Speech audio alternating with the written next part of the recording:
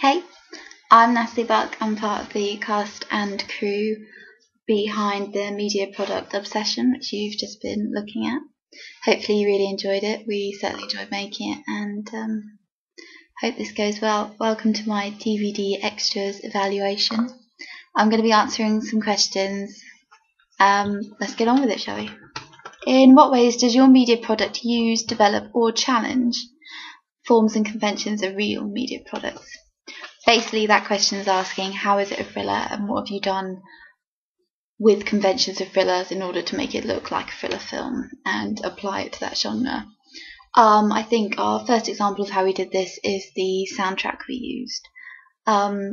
Basically, our film starts with the sound of a heartbeat instead of words to express how the character Fagin, our antagonist, is feeling. At this point, he's a good guy, but this heartbeat sound getting faster slightly shows him developing into more of the bad guy. And why that is because obviously you see but you don't hear it. You see the heartbeat, you see him being rejected by Betsy. So I think that's one convention we use that we seen used in a lot of other thriller films, especially when they're going up to the door and they open it and then something terrifying comes out, or something terrifying doesn't come out, like as in the tension relief theory where there's a build-up of tension. This often happens with music, which is something we thought we were going to do, but our soundtrack just fits so perfectly with all the timings that we didn't. That when the soundtrack is all intense, really, really fast, you know something's happening, you're expecting it, and then just a cat jumps out instead of a serial killer or a masked man or someone who shouldn't be there. You just get a harmless cat instead. We were thinking of doing something like that, but as I said, our soundtrack, the music we found, Menexon, it was just so good, and it fits so well with the way the characters moved into the screen off fades, the way she ran across the field. It all worked so perfectly that we decided not to change it, and that's why we didn't use other sound conventions. We decided not to use speech for the same reason, and also because we weren't advised to. So that's why it's more of a silent, if you like, film opening. Other conventions we could have used that we thought about if we had like a different storyline development. Black gloves are often seen worn by the killer, particularly in like crime thriller dramas like Midsomer Murders.